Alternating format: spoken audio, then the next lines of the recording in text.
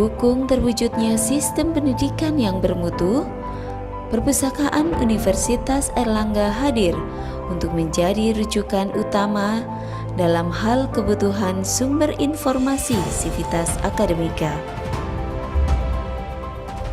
Semangat memberikan layanan bahan pustaka untuk keperluan pendidikan serta mendukung tercapainya Tridharma perguruan tinggi, yaitu pengajaran, penelitian, dan pengabdian kepada masyarakat. Perpustakaan siap melayani kebutuhan Sivitas Akademika Universitas Airlangga serta masyarakat pada umumnya. Perpustakaan Universitas Airlangga mempunyai visi untuk menjadi perpustakaan yang unggul dengan fasilitas yang lengkap, modern, dan mampu memberikan pelayanan terbaik kepada pemustaka dengan berbasis teknologi informasi dan komunikasi. Untuk mewujudkan visinya, perpustakaan mempunyai sumber daya manusia yang unggul dan siap mendampingi Sivitas Akademika menjadi cendekia yang berpengetahuan dan berwawasan yang luas. Perpustakaan Universitas Airlangga berada pada 3 lokasi, yaitu Kampus A, Kampus B, dan Kampus C. Perpustakaan Kampus A menyediakan sumber informasi bidang kedokteran dan kedokteran gigi. Perpustakaan Kampus B menyediakan sumber informasi bidang sosial dan humaniora, sedangkan Perpustakaan Kampus C menyediakan sumber informasi bidang eksakta. Ragam sumber informasi yang disediakan oleh Perpustakaan Universitas Airlangga diantaranya adalah buku, majalah, e-book, e-jurnal, dataset, serta repositori. Semua layanan sumber informasi yang disediakan dapat diakses oleh seluruh Sivitas Akademika Universitas Airlangga tanpa terkecuali. Bukan hanya menyediakan beragam sumber informasi, Perpustakaan Universitas Airlangga juga mengembangkan teknologi informasi untuk memudahkan Sivitas Akademika dalam mengakses sumber informasi dan layanan yang disediakan. Sharing of knowledge yang dikemas dalam library class program juga diberikan kepada seluruh Sivitas Akademika Universitas Airlangga.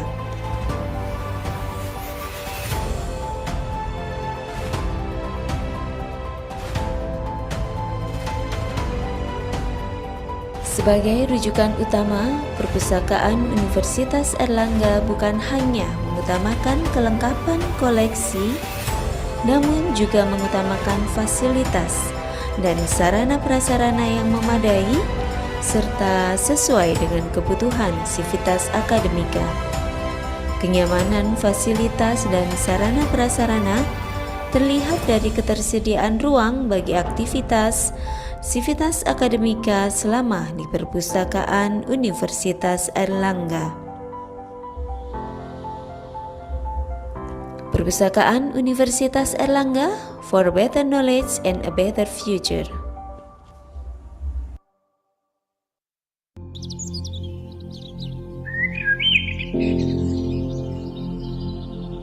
Duh, kenapa remotex nggak bisa dipakai ya? Biasanya bisa aja. Gimana ini? Coba tanya teman aja deh.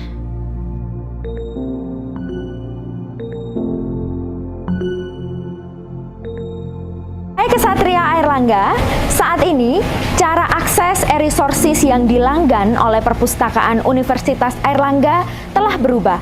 Semula kita menggunakan Remotex sebagai cara akses, namun saat ini kita menggunakan OpenVPN sebagai cara akses terbaru. Kesatria Airlangga dapat mengakses e-resources dari rumah dengan cara menginstal OpenVPN dari laman cauner.ac.id dengan memasukkan NIM dan juga password Cybercampus. Instruksi lebih lanjut, Kesatria Airlangga dapat mengakses di laman YouTube UNER Library dan juga website Perpustakaan Universitas Airlangga. Untuk informasi lebih lanjut terkait cara akses e-resources yang dilanggan oleh Perpustakaan Universitas Airlangga, teman-teman bisa menghubungi nomor yang ada di bawah ini. Perpustakaan Universitas Airlangga, for better knowledge and better future. Selamat datang di Perpustakaan Universitas Airlangga. Di video kali ini, kita akan memberikan tutorial cara masuk ke Perpustakaan Universitas Airlangga. Pastikan kalian menggunakan sepatu dan mengenakan masker. Yuk, selanjutnya kita akan menuju ke tempat peminjaman loker. Silahkan scan KTM kalian. Lalu, scan kunci loker yang sudah diberikan oleh staf perpustakaan. Selanjutnya, kita pergi ke lokasi lokernya.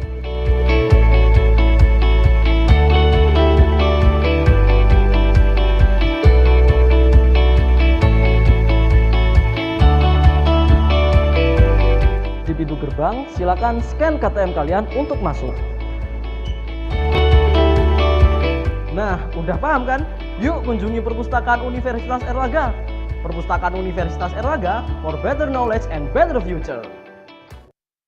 Halo, yuk simak penjelasan tentang bagaimana cara mendapatkan surat bebas pustaka. Buat kalian yang ada di semester akhir, pasti kebingungan bagaimana caranya mendapatkan surat bebas pustaka. Padahal, kalian bisa langsung mengaksesnya melalui web kami dan bisa diakses kapan saja tanpa perlu datang ke perpustakaan. Karena tidak sedikit orang yang datang untuk bertanya bagaimana cara mendapatkan surat bebas pustaka. Berikut ini adalah cara-cara singkat bagaimana cara mendapatkan surat bebas pustaka itu. Hai. Yeah. Wake up to my heartbeat, bum bum bum. New kicks for the kick on the drum drum drum. Sugar pop, I got some. Music in my head like a morning call. Watch it go like you put it on a show. Everyone about to know who brings the boom the radio. Dance, dance, dance, dance. That's when the radio. Surat bebas pustaka akan muncul jika artikel karya ilmiah kalian sudah berhasil ter-ACC oleh pihak verifikasi kami. Jangka waktu paling lama untuk mendapatkan surat bebas pustaka yakni selama 2 kali 24 jam selama jam kerja. Dan mohon maaf bagi para pemustaka yang terburu-buru untuk mendapatkan surat bebas pustaka harus menunggu karena tim verifikasi akan melakukannya sesuai dengan urutan yang telah ditentukan. Terima kasih.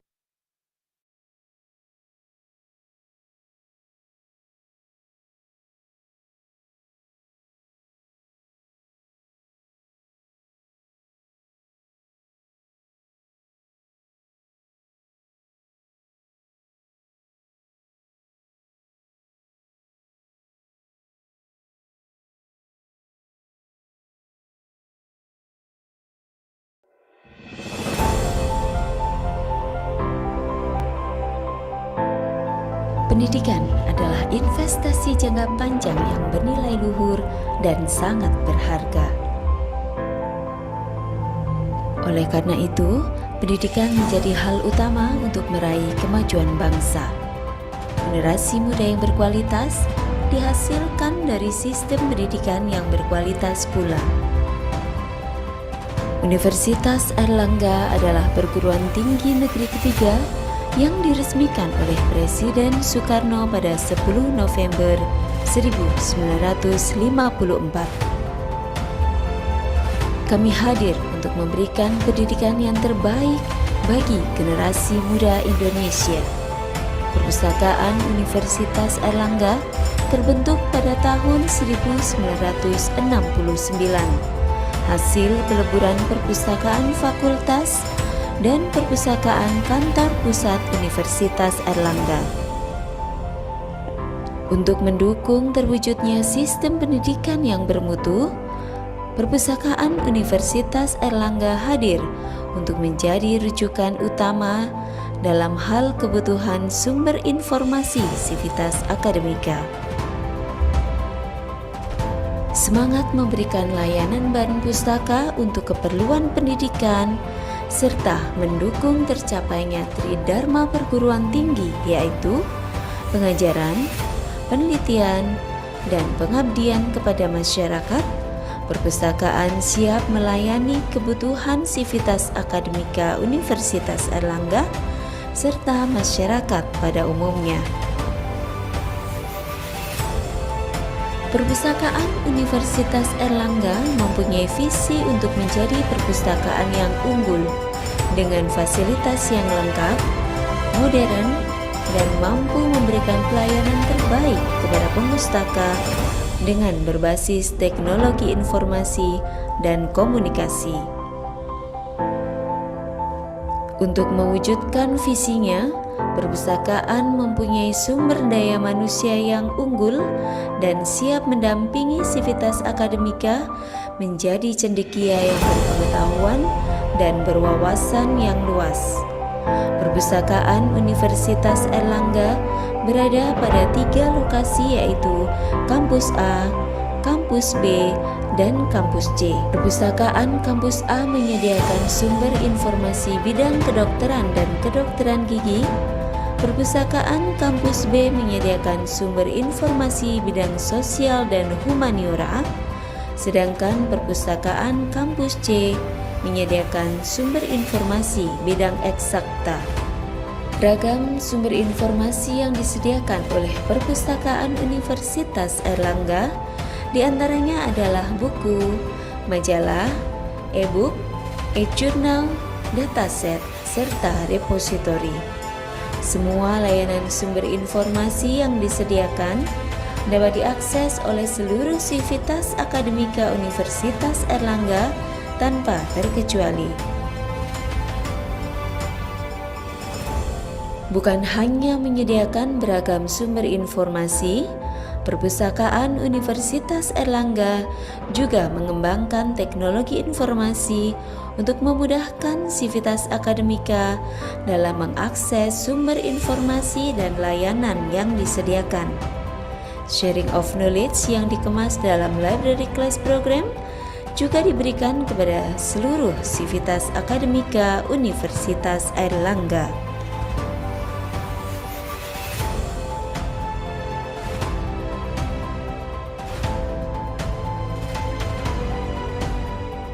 Sebagai rujukan utama, Perpustakaan Universitas Airlangga bukan hanya mengutamakan kelengkapan koleksi, namun juga mengutamakan fasilitas dan sarana prasarana yang memadai serta sesuai dengan kebutuhan sivitas akademika.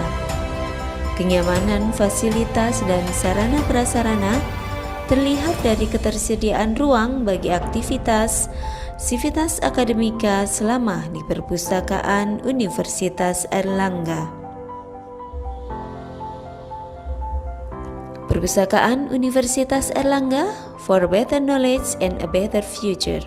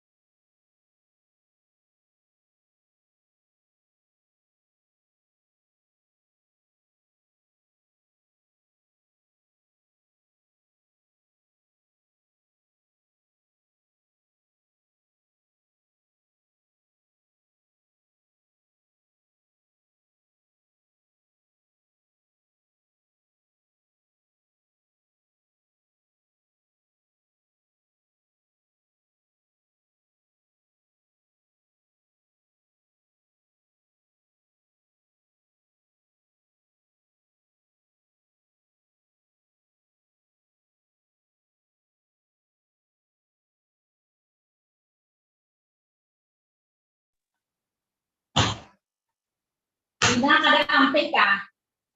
Ada ampek kah?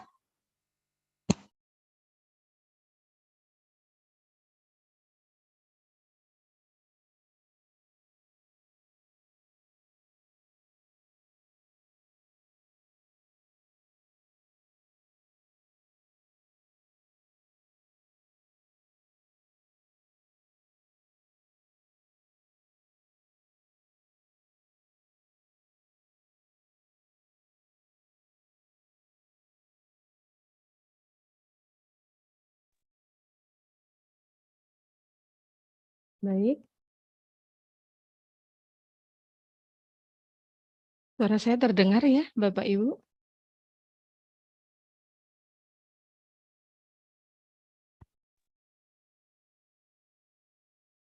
Oke, baik. Assalamualaikum warahmatullahi wabarakatuh. Selamat pagi, salam sejahtera untuk kita semua.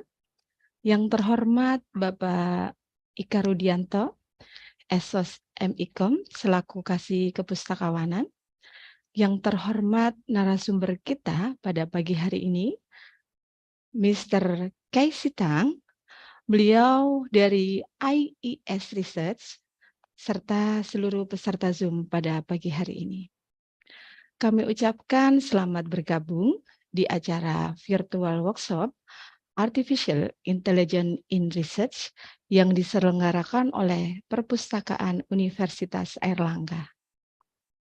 Baik, Bapak Ibu, sebelum acara dimulai, akan saya sampaikan agenda kita pada pagi hari ini.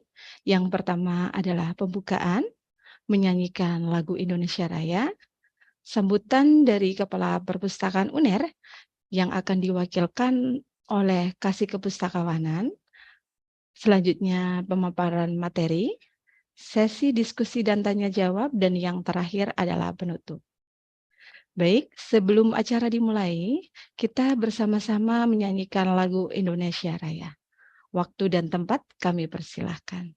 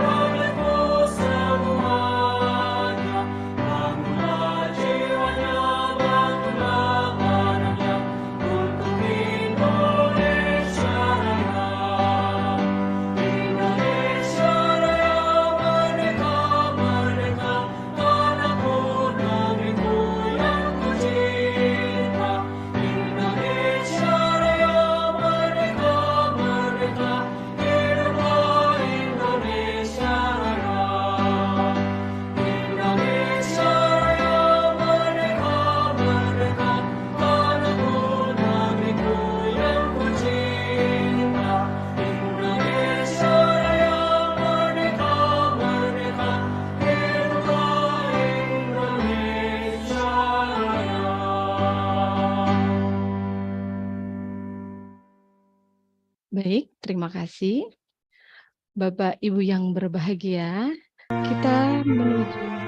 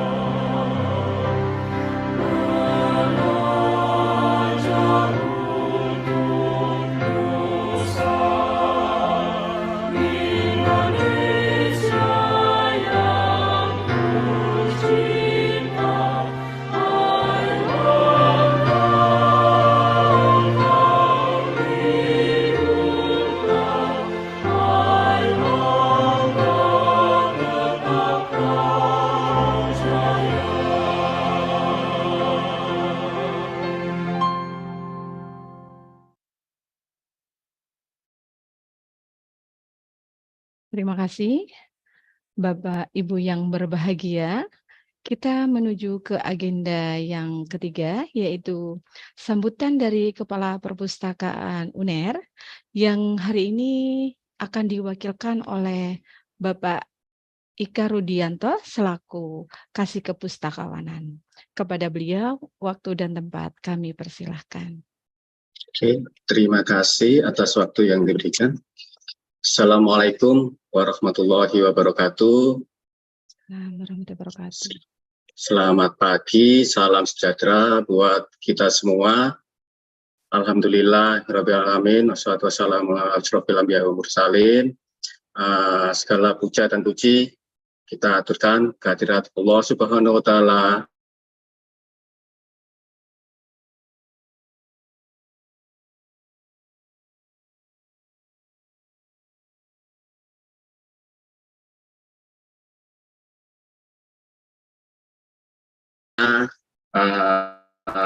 Workshop kali ini tema artificial intelligence itu sangat-sangat relevan dan baru untuk masa saat ini. Yang kami hormati Mr. Keji Tang selaku pemateri pada workshop kali ini, kemudian rekan-rekan Latbang yang telah menggagas kegiatan ini, serta peserta semua. Kalau tidak salah, kami lihat untuk peserta kali ini sudah sekitar 160-an, yang seminar kali ini juga diikuti oleh berbagai kalangan, baik itu dosen, mahasiswa, pustakawan, maupun mungkin ada pelajar dari berbagai daerah. Di sini juga ada dari Malang, kemudian dari Semarang, dan yang lainnya. Tentunya kalau kita berbicara dengan artificial intelligence, saat ini memang teknologi yang sedang berkembang pesat, dan tentunya kita semua di dunia pendidikan perlu untuk memanfaatkan teknologi tersebut, khususnya untuk menunjang kegiatan penelitian dan mungkin penulisan karya, dan tentunya untuk bagaimana kita memanfaatkannya itu perlu ada bagaimana trik-trik pemanfaatannya, terus bagaimana etika-etika yang bisa digunakan terkait dengan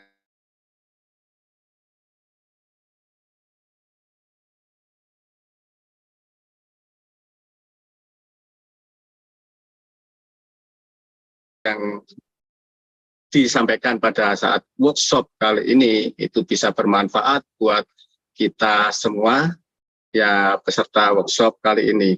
Ya mungkin itu sementara yang bisa kami sampaikan terkait kegiatan workshop artificial intelligence kali ini, karena untuk memanfaatkan waktu yang tersedia kami kembalikan lagi kepada pembawa acara. Wassalamualaikum warahmatullahi wabarakatuh. Waalaikumsalam warahmatullahi wabarakatuh. Terima kasih atas sambutan yang telah disampaikan.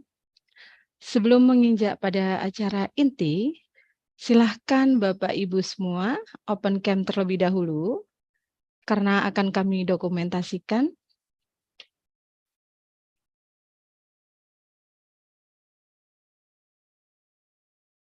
Oke, baik, sudah siap Bu Nurma? Oke. Di slide pertama ya. Slide kedua. Slide ketiga.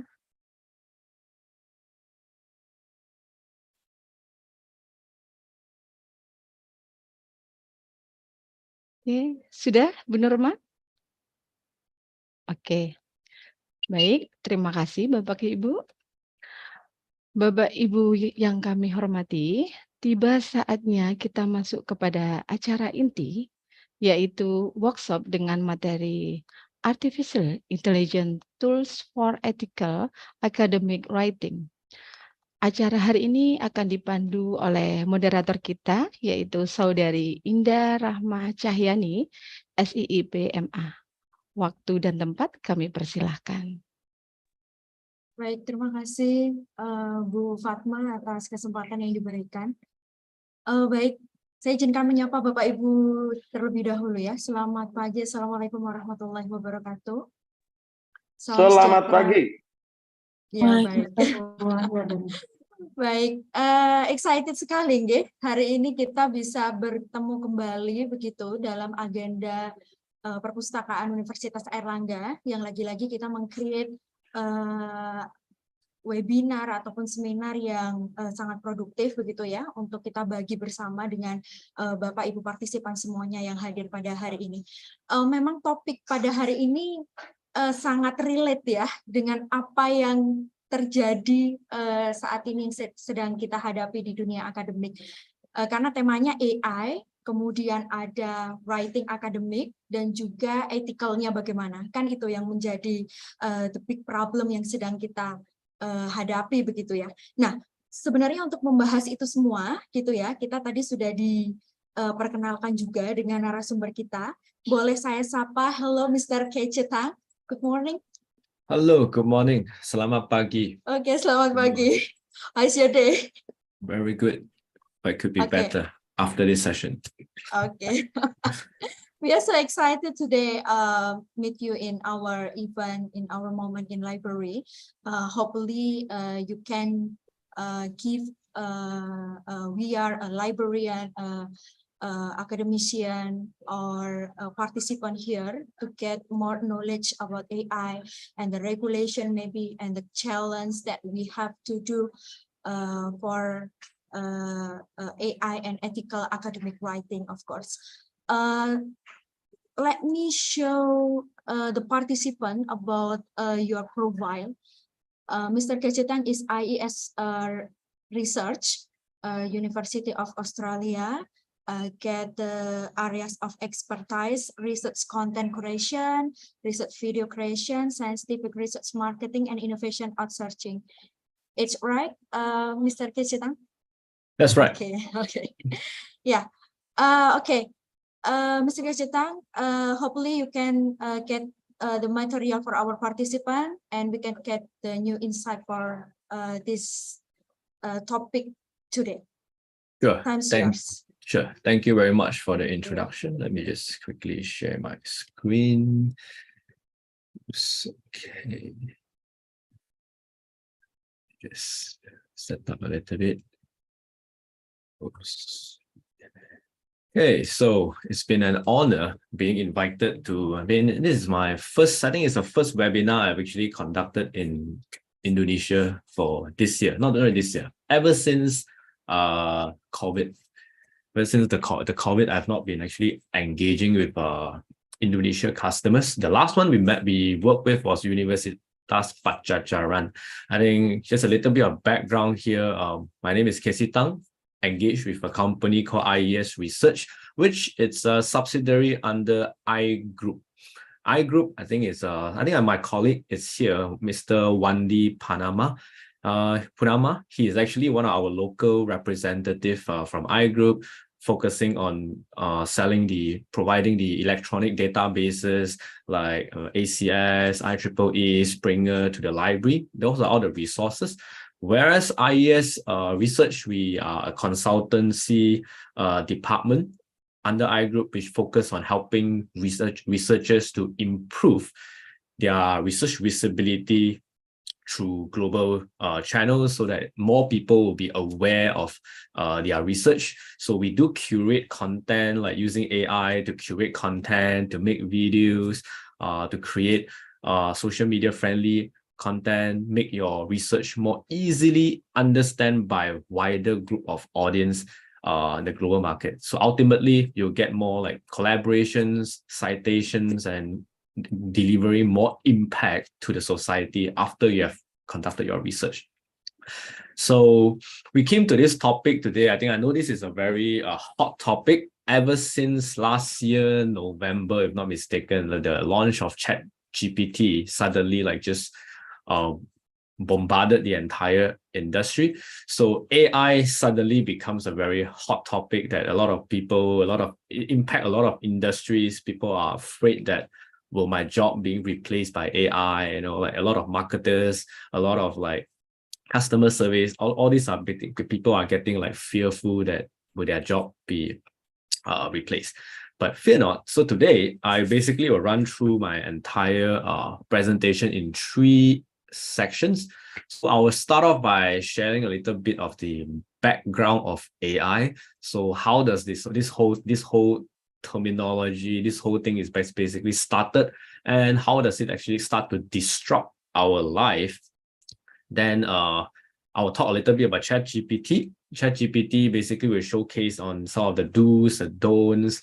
What are how should you leverage on it to actually help to improve your productivity, whether it's on research or whether it's on your day-to-day job, day-to-day life. It's basically, there are some of the format that you could follow. And lastly, it will be more on introducing some of the tools for researchers like you guys. How can you leverage on what are the latest tools that are available that can help you speed up your productivity level and do things basically much faster. Okay, so I think the entire session will just last about 1 hour and 15 minutes. Then I'll leave the remaining time for Q&A. Okay, so I think the background is pretty important, because as any new technology that derives, you need to know that how it came about.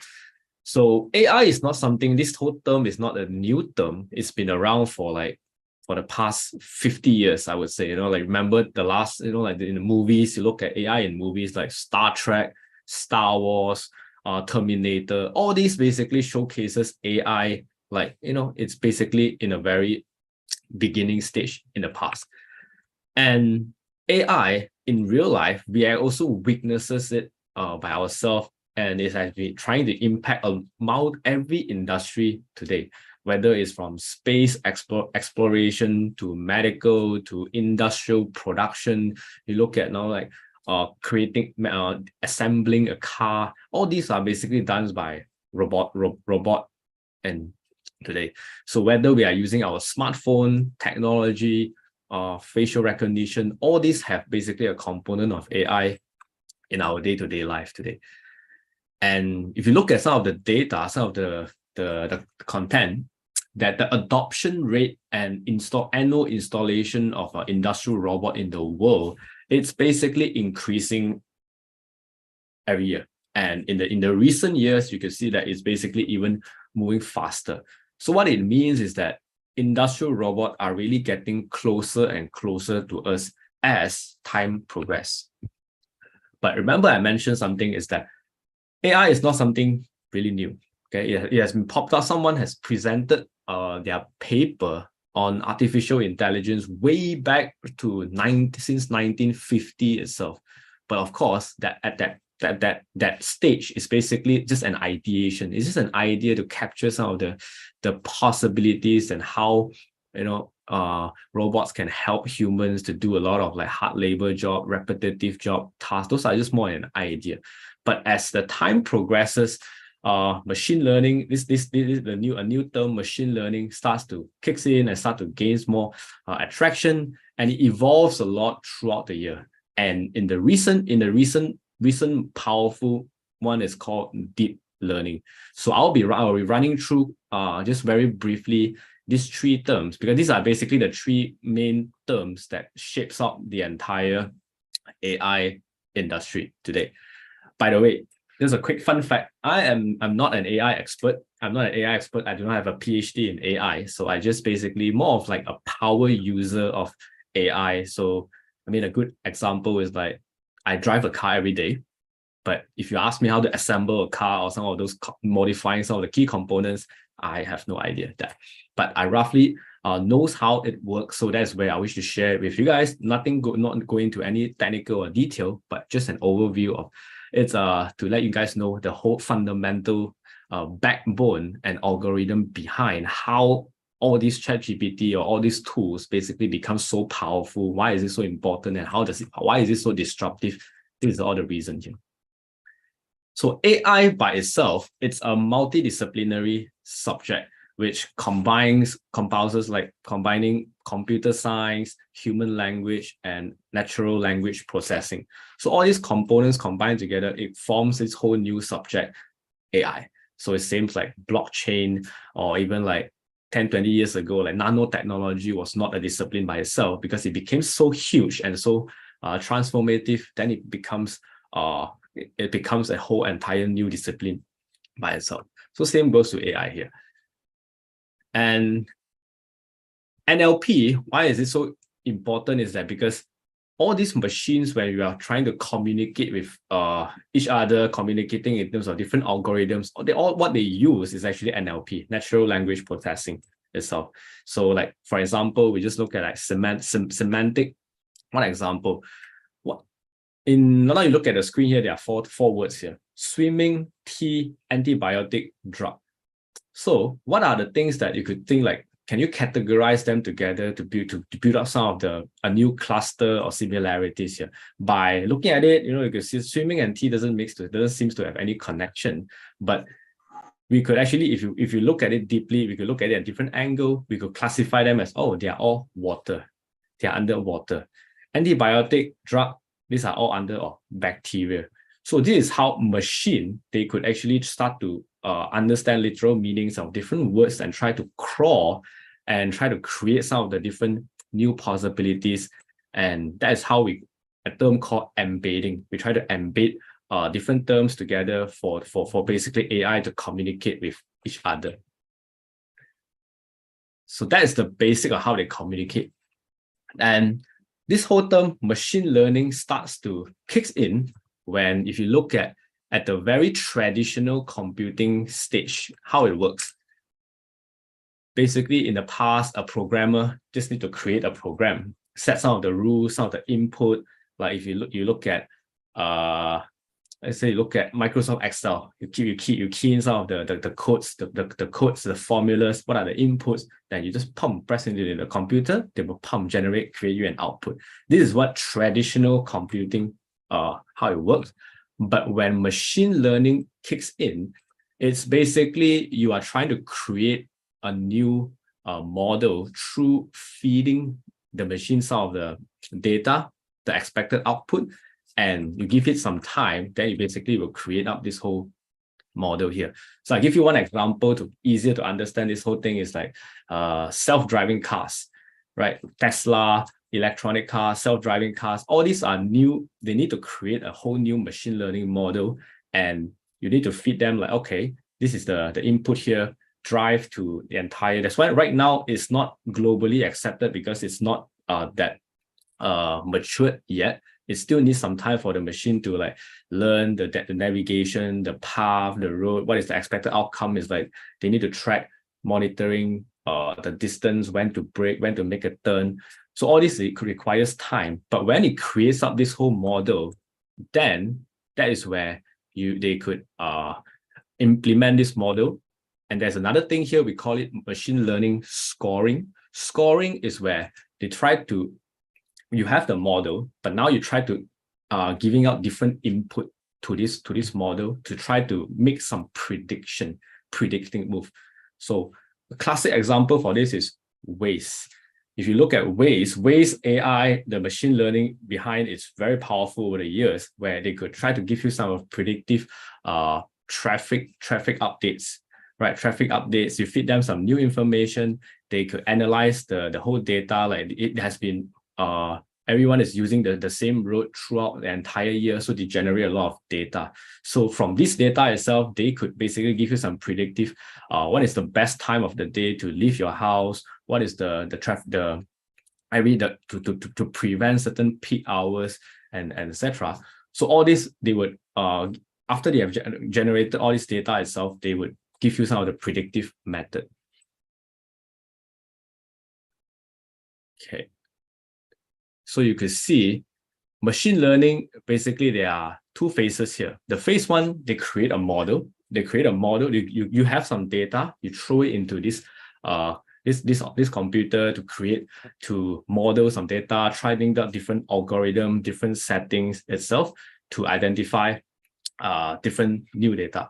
So back to the Waze example, you could see like Waze, they have, I remember a few years back, they have something called improving the road safety of, they provide some of the data using AI to improve the road safety mechanism for drivers on the road. Because, you know, like when they can analyze all this data to find out that which are the area that has the highest chances of accident rate. So every time there are people reporting that there are accidents there, so all this data, they could basically fetch back to some of the petrol cars areas to stand by there to ensure that the safety of the drivers will be much more better. And throughout this whole process, they might identify some of the unknown data as well. Unknown data, what it means is that sometimes there are some ad hoc, let's say roadblocks or constructions, or even like some ad hoc accidents that happens. All this data, basically, they could fetch it back into the model to be implemented so that it can become more and more accurate as time progresses. But today, there are even one thing that is way, way more powerful, which is, we call it deep learning. Deep learning is a subset of machine learning. It's a subset of machine learning, but the whole, one of the key differentiation is that deep learning can even learn without any human intervention. Okay, this is the one, what it makes AI become so scary is that when deep learning came out, it can actually learn progress without any human controlling it or programming it. So there is one example here. If I think you guys heard of during the machine learning development stage, there's this company like Deep Blue created this whole chess program that can actually in 1997, if I'm not mistaken, that can actually win the world champion of chess player. This whole entire AI, basically one-on-one, it actually wins the chess champion in the world. And how it does that is that it basically feed in some of the data, playing with the different, the programmer needs to program some of the additional possibilities, the features, and keep on playing with all the world championships. So it basically over time, it becomes so smart that it can actually beat those world champions. But when Google, they launched a different program called AlphaGo, leveraging on deep learning technology. It's even more powerful because it sort of like removes the entire, I don't even need to play with players, but the program itself can actually play with himself. All you need to do is that I just let this deep learning system knows that what are the basic rules of the game, what are the basic rules of chess. Then the program itself basically able to mimic the entire human thought process to sort of develop their own unique playing style, and it's even more powerful than the Deep Blue version, the machine learning version. So I know it's a little bit confusing here, but let me just give you something like very, very simple to understand. Machine learning, you have to create some of the inputs. Okay, you need to have some of the inputs, like what are the dimensions, like time. This is okay, the weather, time, hungry. Are you hungry? Bus. You need to have some of this input to the machine so that the parameters before the machine could make any prediction. But deep learning, you do not need to actually highlight any of these parameters, but they create multiple layer of neurons, like works exactly like how the human brain works. The multiple neurons, they can crawl within each other and try to understand different things and make their own predictive judgment and very creatively creating something out. And this is actually the whole power of like behind ChatGPT. Like all these multiple neurons, output layer. Then you look at like just now the example I mentioned. Even multiple words here itself, deep learning is able to crawl and create something entirely new and classifying it to base it. But some of the key difference here is that So machine learning, it can train on less data and gives you less accuracy, and it takes lesser time to train. It's much faster. But whereas deep learning, it requires big data, a lot of data, because they basically able to crawl by themselves, and accuracy is much higher, takes longer time to train. And that is why you see it links to ChatGPT, large language model. So for ChatGPT to function, it requires a lot of data, right? That's why you can see that when users ChatGPT, it can sound so perfectly legit most of the time. You can ask him anything, unless it's like they purposely like filter out those, like anything related to politics or any drugs or anything that is illegal. They deliberately disable the function. But apart from all this illegal stuff, you basically can ask ChatGPT anything and they can come out something is so perfect. It's like exactly like you're talking to an imaginative friend, right? He like really can knows everything, makes it so. But the problem is that data behind it's important. Where are the data sources that ChatGPT crawls? It's everywhere. It's just like in the past, Google versus Web of Science. Web of Science, you know, remember Web of Science and Scopus. Web of Science is a database that basically you can understand the citation relationship of each paper. But Google, you are getting sources from everywhere. You can get something from, so there's one term called like garbage in, garbage out. If you are crawling data from garbage websites, then all your results will basically become like garbage as well. So source does matters, and later I'll showcase some of the example. What do I mean by that? But this is just the whole overview that you need to know, like how this whole connection from AI to machine learning and deep learning, and all based on large language model. LLM here is large language model. So deep learning can become so powerful is that they can think by themselves, which are exactly like ChatGPT. They have their own thinking mechanism like a human. You can talk to them like a friend, and they can answer you like you are just talking to someone, chatting to someone like your friend itself. So that is the background. So now we look at ChatGPT, something that is been, I think, over the past 2 years, since over the past entire year, since November last year, I've received a lot of people inviting to talk about ChatGPT. Basically, I personally is also a power user of ChatGPT. I use it a lot on my day-to-day life, from day to life to work. Even when I'm going for travel, I did ask ChatGPT to create an itinerary for me as well. And it sort of like, it's pretty accurate, because one of the tips that you use ChatGPT is that you try to treat it as really as your friend. You know, like how you're speaking with your friend. Sometimes when you speak with your friend, you're giving some of the ideas, he or she might misinterpret and give you something like, oh, wrong answer, right? I mean, it happens, right? You must say, oh, no, I didn't mean that. What I meant was da. So it's just like a real life conversation with your friend, the way you use ChatGPT, that's how the way I use it. So sometimes they will give you something wrong answer, but you can correct it and give them something more precise, more specifically. No, I didn't mean that.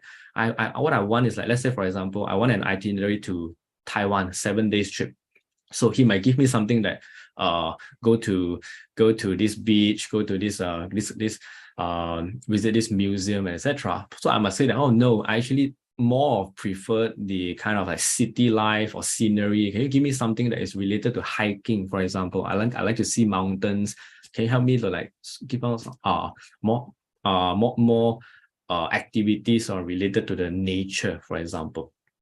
Then ChatGPT, okay, sure, no problem. You want this now, I'll give you this. So that's how you like refine it, prompt it, like you're talking to your friend, having a discussion with your friend. That's how you get to brainstorm idea. So brainstorming, ideation is a very good starting point for me as we use ChatGPT. Ideation, that's the key. So the background here is ChatGPT is owned by this company called OpenAI, and the whole term GPT basically stands for Generative Pre-trained Transformer. It's also a part of a language model itself. So this, you need to know that ChatGPT is classified under generative large language model. Generative, the terms here is basically they generate something out based on the amount of large data that they have. They can generate something as like completely new to people. But the catch here is that we all know it's that it might tends to hallucinate something. It can create something, it's so powerful and sounds so legit that you might not even know whether it's real or not. Right. So the fact check, and you need to double check, and you definitely need to know what you are asking, and you need to know some of the context before relying 100% of what ChatGPT gives you. You need to know some context as well. So I mean, I wouldn't highlight, dive in deep into what is the difference between 3.5, 3.4. I think those are some of the easily you could grasp it. Basically, it's just there's a more powerful engine that could search up images, and it can gives you more emotion. I think one of the key difference between 3.5 and 4 is that 4.0 can highlight a little bit more emotions when it comes to writing, in the writing style, whereas the free one, it's basically faster. And I remember in this two weeks back, if not mistaken, 2 weeks back, ChatGPT actually announced that they actually have search capability as well. So this slide was a little bit outdated because AI progressing very fast. Okay, so even any problems that you are listening today when I'm sharing, any problems that I mentioned about ChatGPT or all these tools, it might not be a problem tomorrow, because they are just progressing and improving at a very rapid pace for all these tools itself. So, but the general idea is that it wouldn't change. The backbone, the background, how the do's and don'ts is basically the same. But as we know, ChatGPT is so powerful and becomes one of like the benchmark. It sort of like eliminates a lot of players in the marketplace. A lot of players like Grammarly, like Microsoft, Google. There are a lot of all these are big companies, but the smaller companies basically being like replaced by ChatGPT. It's like sort of like it kills a lot of players out in the market. So in order to prevent that, a lot of companies also quickly adopted this entire generative LLM technology powered by ChatGPT, embedded into their own platform. So if you look at Microsoft Bing by Microsoft, this is also they have this entire chat function. I'm not sure if you guys have noticed it. If you have Skype, you actually see that they have this whole chat function as well. So a lot of companies, like whether it's search engine, they all trying to adopt this just to stay relevant to the industry so that they wouldn't get eliminated. Like I mentioned earlier, Grammarly also quickly adopted it and have this whole feature called Grammarly Go, which works similar like how ChatGPT functions. But the question is that to distinguish all this together is the specialty, I would say, because each and every one of these platforms each and every one of these platforms owns their own data. So data is the one that creates the whole distinguishing between different platforms today.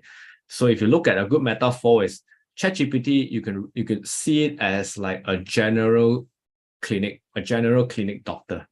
Okay, you can ask him anything for your day-to-day job, any simple questions, tasks, they can do it for you.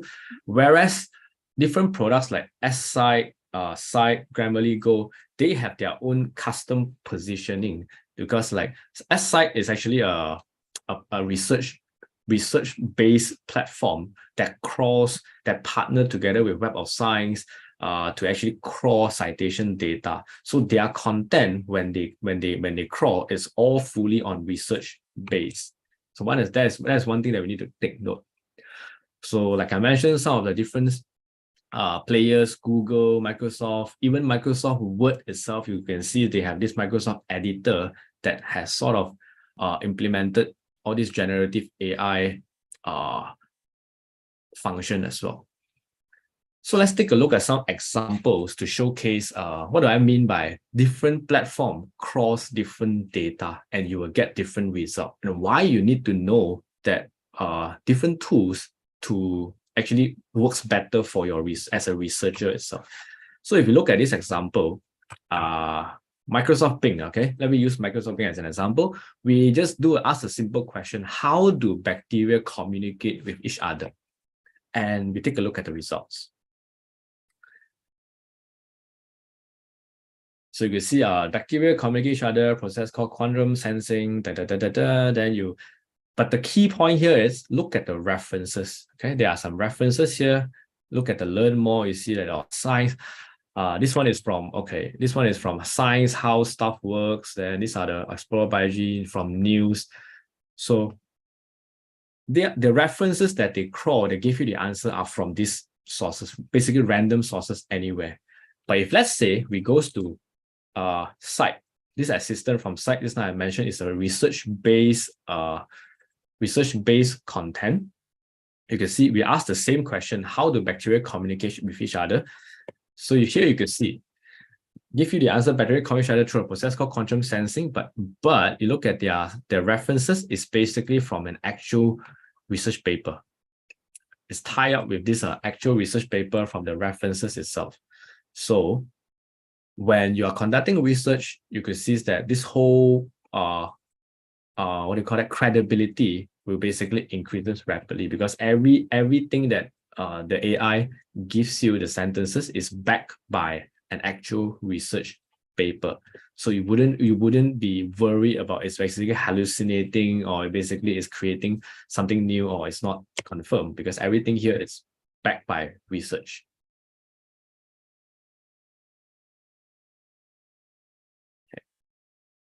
So let's go back to ChatGPT and I'll show you an example what it means by hallucinating. This is something I personally experienced it before. So you can see I pasted this whole, I prompt this here, summarize the paper and the DO with this entire DOI link. So my first attempt, it sort of gives me, this paper exploring the effects of climate and land use changes and ding, ding, ding, ding, ding. Basically, this one is somewhere in Greece, okay? Then researchers use climate and land use to change the scenario, So, okay, at my first glance, I thought that, okay, it sounds legit, but after I did some check to the paper, I felt that, this doesn't sound correct. So just now was mentioned that it was in Greece, right? So I did the same command again, like summarize the paper at this link, and you look at the same command, suddenly the entire research shifted to Nigeria by itself. Climate change, agriculture production in Nigeria.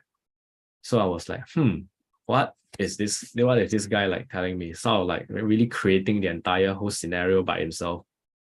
So, but the topic is the same, climate change, but the focus completely different. Just now was in Greece, now it's in Nigeria. So I tried the third time again with the exact same prompt, summarize this paper with this link. And now it suddenly went into China. Impact of climate change, agriculture, evidence from China, and the entire thing went to China.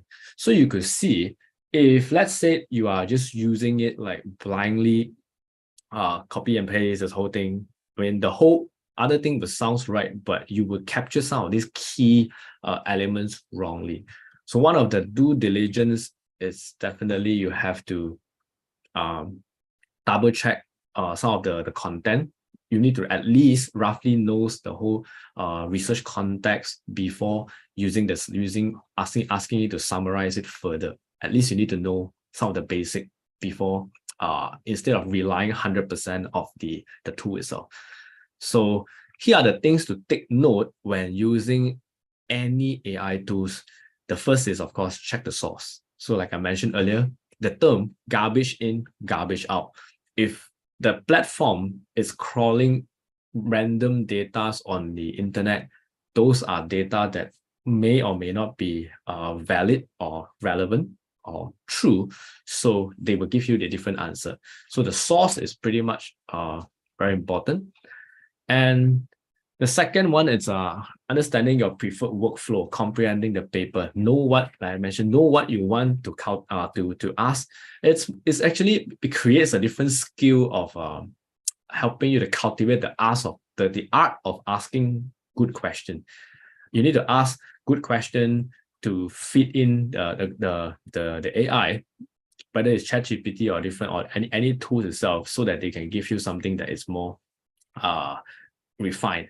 And you need to refine. Even let's say the first round it doesn't work, then you could, like I mentioned earlier, how you talk to your friend. That's exactly the way. Sometimes even you're talking to a real person, you need to go multiple rounds in order to make that person understand you, right? So especially when it comes to certain new topics, you need to go a few more rounds. Oh no, I didn't mean that. Can you actually give me this? Oh no, then that. So how you need to know the entire flow of working it. And number three, take note that machine learning models as a tool is depending on training. So they needs time to build. Although the more usage they're using it, the whole speed up process of them to is definitely very, very faster. So like I mentioned, just last few months back, one of the drawdown of ChatGPT is that, you remember last time you mentioned they only have data up to 2021. Is it 2021 or something? Under 2021. So anything after 2021, they have no knowledge. They have no information. But that was a problem like just 2 months back. But until 2 weeks ago, now they're able to search through the entire internet. So it removes that barrier already. So a lot of all these problems, it actually progressively improve at a very fast pace. And number four, you could check out some analytics. A lot of AI tools, they actually have a dashboard to help you monitor your analytics so that users can learn at a better phase. So monitoring academic language. For example, there's one tool called Rightful. Later, I will showcase the research tool called Rightful. It could showcase you some of the analytics and suggestions in terms of grammar, punctuation, academic style. So like how many percentage of people are using this kind of term, this kind of writing style. So they have different analytics for you to serve as a benchmark itself. Then always check the TNC. There's a privacy issue is becoming a major concern as well. So you need to know whether do they use your data or not, right? So when you are signing up for all this content, you are talking to them, you are basically feeding them a lot of data. So will they reuse your data? Will they keep your data? You need to check it there. So you see like Google Docs, Microsoft Editor, Grammarly, they all basically would keep your data. That's how they basically grow as well. Then understand the difference between AI generated content versus human written content. This one, I think some of the universities was also a big concern. I mean, I think in some universities, if not mistaken, they even ban the usage of ChatGPT because of I mean, I wouldn't debate about that, but personally, I felt that AI is something that is inevitable. I mean, we cannot stop it. So it's how we adopt it. Exactly like how when people are not adopting smartphone 20 years ago, it's exactly the same scenario. It's where if you don't use it, you will be left out. But the question is, how do you use it professionally and not misusing it, right? So one of the things like I mentioned earlier is use it for creativity. Okay, use it to have to create some new ideas. If let's say you are completely blank when your boss, your superior, or your colleague basically throw you a research questions where you have no direction on where should I start. That is where you could use AI, ChatGPT to create some of the direction.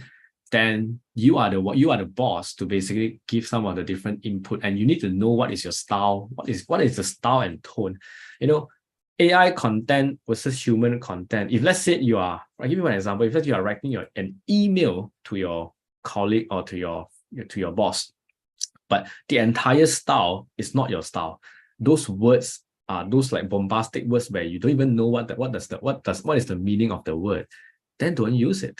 But you could use them to give you a structure. You use it to give you a structure of how it can be sound much more nicer. Because I use it to write email a lot, honestly speaking. One of the key reasons is that like English is not my first language as well. English is not my first language.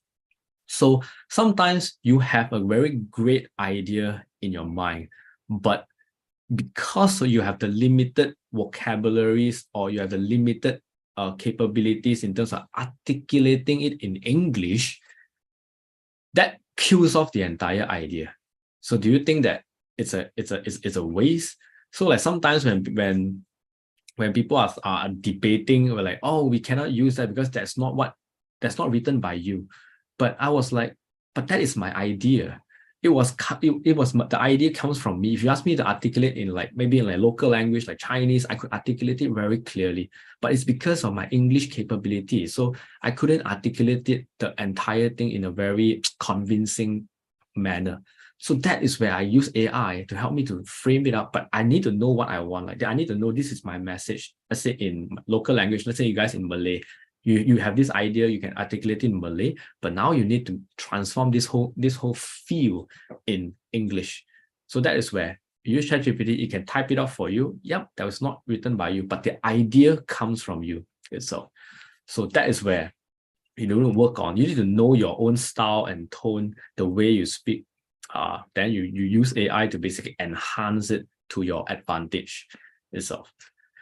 So you can see check new for new policies as well. Policies is also something that is basically on a very wavy form right now. There's no strict policy.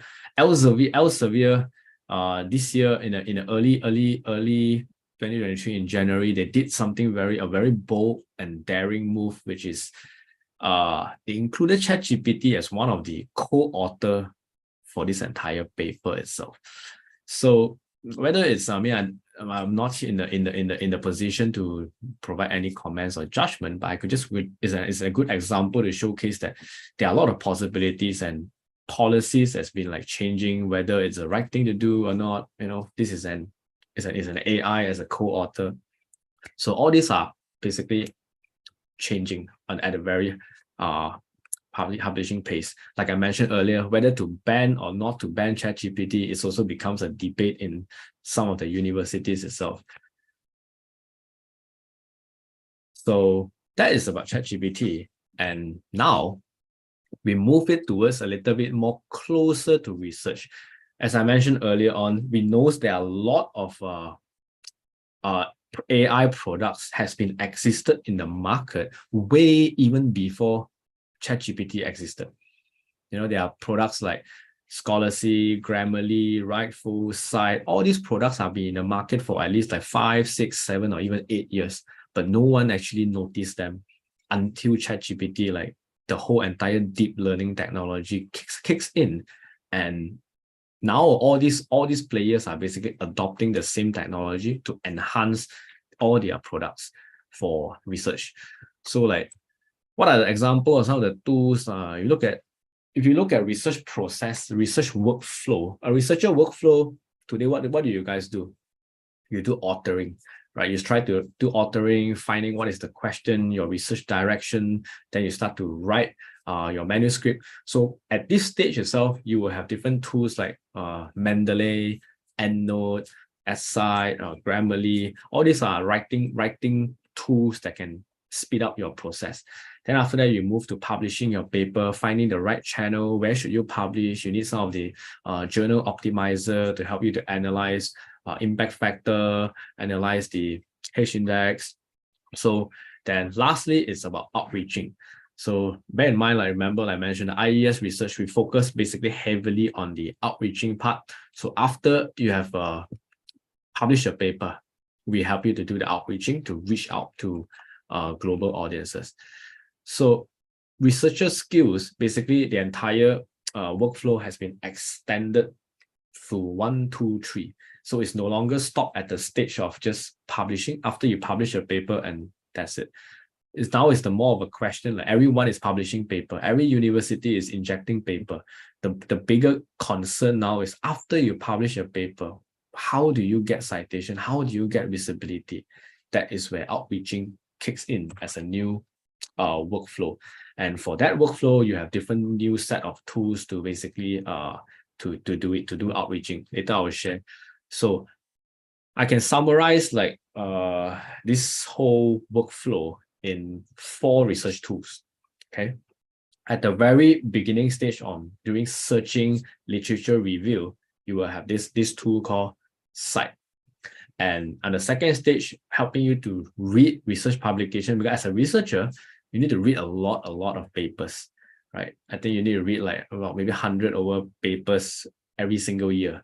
So you need some of the tools that like Scholarcy to help you to comprehend faster, smarter, in a way that you could easily grasp the attention, the content of the paper. Then after you read, then you need to write, right? So write, you need a different tools like Grammarly, Writeful. Of course, later I'll showcase more in the detail about each of this.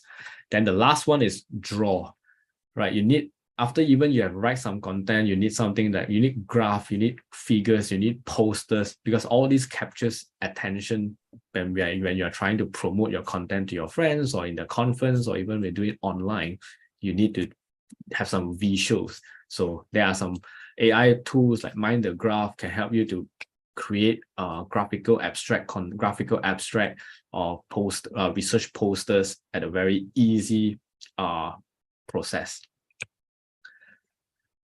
So we take a look at the first one. It's called Cite AI aided application. Okay, so Cite, what it does is it's a literature review, similar to like Web of Science. When you use Web of Science, you are trying to identify the citation relationship, like who cited your paper, then this person cited that paper, you have some sort of relationship, then you could basically read that paper. It gives you total number of citation.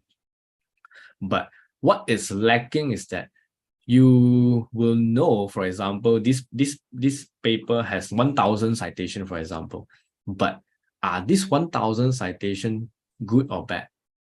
Is it a negative or is it a positive citation? People can cite you because they are like basically contrasting your idea, not necessarily have to be agreeing with your idea, right?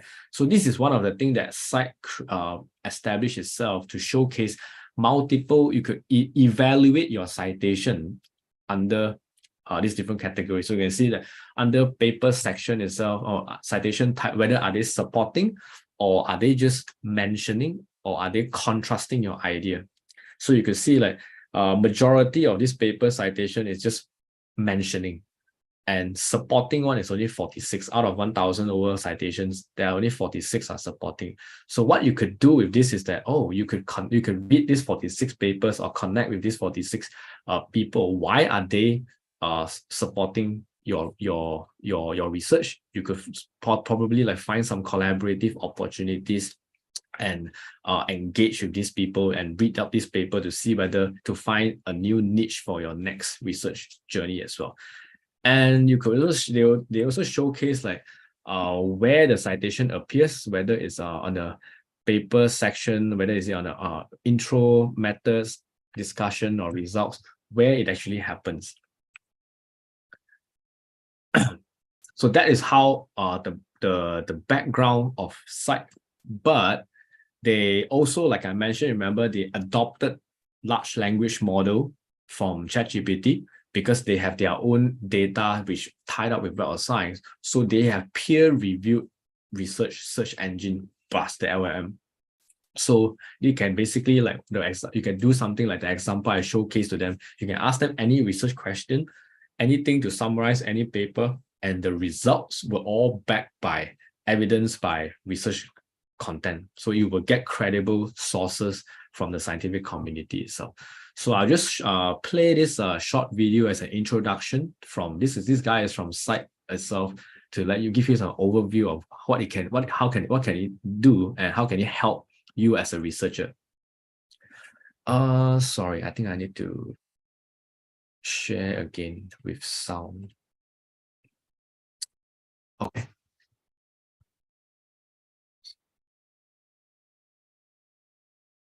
Hello, my name's Josh, and today I'm going to talk about Site Assistant. Site Assistant is like ChatGPT, but for research. It allows you to ask virtually any question in plain language and get an answer directly back from research articles. You can also give it other prompts like write an essay, write a tweet, or more specifically, find competing evidence and then copying the paragraph into the input. And so I will pull up a previous question I asked related to my research. Does aneuploidy cause chromosome missegregation in cancer cells? What you'll see is here's a plain language question, and then you get this direct answer that says aneuploidy, which refers to an unbalanced chromosome number, is commonly observed in cancer cells. It gives you various references. You can highlight over those references, see how they've been cited, and then see the content that we're validating against that. So this is going to give you a grounded and validated response directly from research articles, which you can control in terms of recency, in terms of citations, and things like this. You can also follow-up questions like, what about trisomies specifically? Can they increase the rate of chromosome missegregation? And then here you'll see that trisomies, which involve the presence of an additional copy of a chromosome, so it's defining it, have been shown to increase the rates of chromosomes. And then in the next sentence, it goes on to explain the results from my major study that said trisomy 13 or trisomy 21 display higher rates of chromosome missegregation compared to diploid cells. So this is a powerful way to get answers directly back from the research, reduce hallucinations, and then get real references to support the claims from this output. You can visit this by going to site.ai and then navigating to Assistant and trying it out. Thanks. Yep, so this one is the first product that one of the first tools that we introduced. The source, basically, it's the key to distinguish between ChatGPT and other products. Oops. The next tool is reading tool, Scholar-C. So Scholar-C is a reading tool that helps you to quickly comprehend any research paper. You could simply upload the entire full text, or you can send the entire DOI link. Then it will create the whole summary of the highlight of the entire research for you, including the keywords, some of the key tables and figures. So the difference here between reading tool and ChatGPT is ChatGPT will help you to summarize it, or as site they help you to summarize. They have generative AI, which is they will create something entirely new. But reading tool, Scholar-C is not using generative AI algorithm, so it does not changes the entire structure of the sentences within the paper. So every sentence you see here, it's exactly how it's written in the original full text. What it does is just as the AI captures out some of the key message, the key sentences, and create a highlight for you. So there is zero risk of hallucination or zero risk of getting the wrong information by using this reading tool itself. So this is basically the whole 5 steps. Like they give you they identify some of the key concepts as well. So there are some papers, if you are reading, it's not from your own discipline, that you can hover over it and they could show you what is the definition of certain scientific terms, and they create all the summary for you, and they have all the links to different cited resources as well. So it's basically a summary tool for researcher.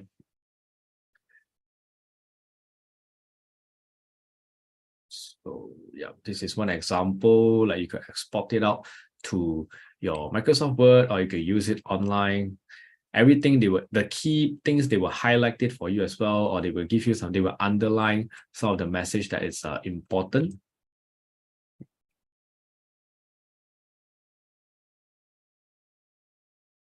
And the third tool, it's Writeful. Writeful, we position it as it's exactly kind of the similar usage as Grammarly, but the key difference here is same thing. It's meant for research community. So their backbone of their data, it's all backed by researchers.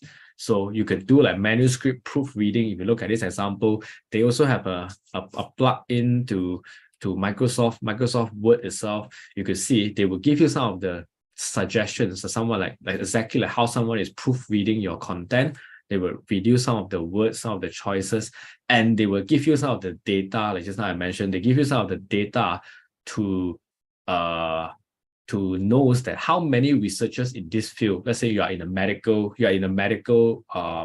field. How many researchers in the medical field will use this term or will write it in this way, so that you will know that okay, because people in different disciplines write it differently, right? So engineers may have this kind of writing style, then they will use this kind of choice of word. But Rightful will have the data to showcase to you that okay, these are the numbers of people within your industry. They uses it, they write it like that, so you could have a benchmark for it.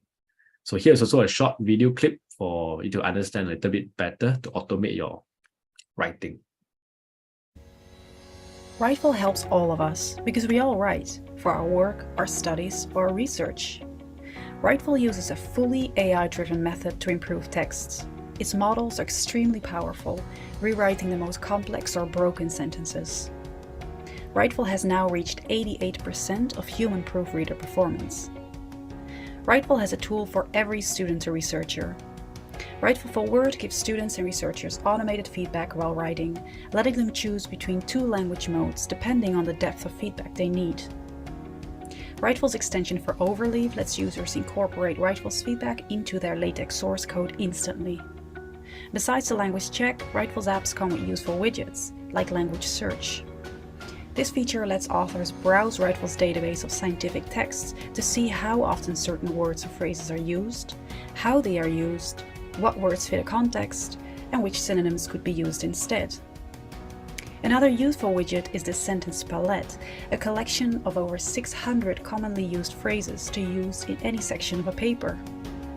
Rightful's feedback can also be used in the web app Rightful Revise, which lets authors upload a text to get it back with track changes.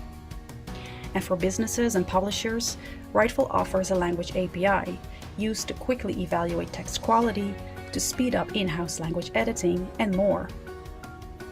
But Rightful is more than its products. It's also known for its AI experiments, where the team uses the latest techniques to help with scientific writing.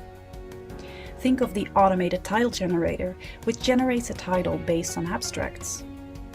Or the automated paraphraser, paraphrasing scientific sentences at 3 different levels. All fully AI-based and tailored to science.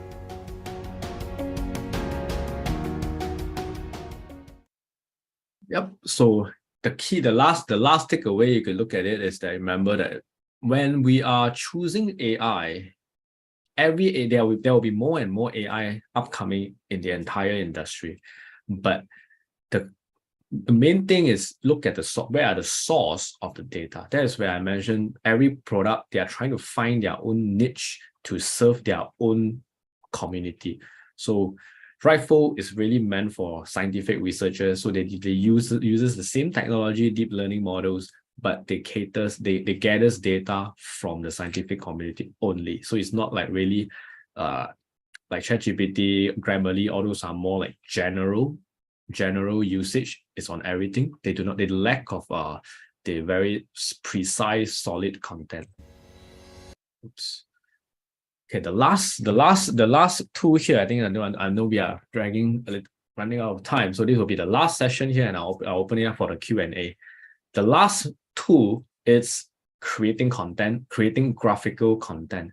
So if anyone are familiar with Canva.com, you'll be familiar with the entire same user face. So like just now I mentioned, I always use some of the general platforms so that everyone can know like it's easy, user-friendly enough to understand. Like Grammarly is similar to Rightful, but for research community. Canva is a general designing tool, but for general purposes, anything. But Mind the Graph is this entire tool to create scientific content. It's all from scientific content. So the illustrations, the icon, you look at it, are all scientific content, and it's basically it covers up all the entire copyright issue for you. So you can easily create any like posters, graphical abstract using all these illustrations to build the whole image itself.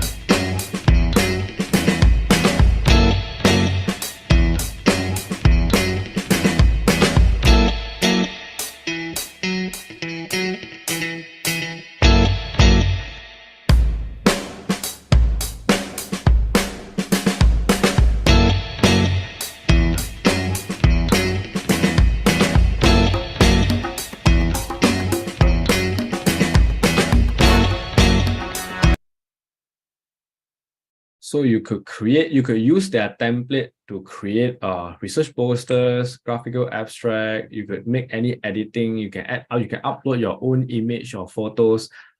Exactly like how you use Canva. So they have template for you, or you could create something completely from the scratch to build up your whole basically spice up your whole research story. Right now, when graphic is getting something that is easily to capture attention.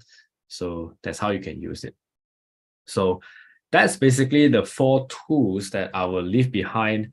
I mean, for you guys here, just to share how to leverage on AI, all these AI aided tools to speed up, to improve your entire research productivity. To summarize it, it's SCite. It's a tool for you to do literature review, get understanding your citation. You can use it to do some as how you use ChatGPT as well. The function, they have generative LLM approach, and Scholarly is a reading tool. Writeful is more it's a writing assistant for you to give you feedback on your writing style, to proofread your manuscript before you do any submission. And lastly, Mindograph, creating graphical abstract.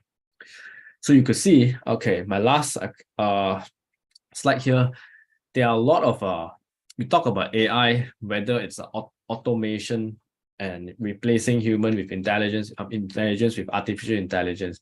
But I think I look at it as more like augmentation, how basically human can leverage on, I mean, like the artificial intelligence to do something like basically we can co-work together.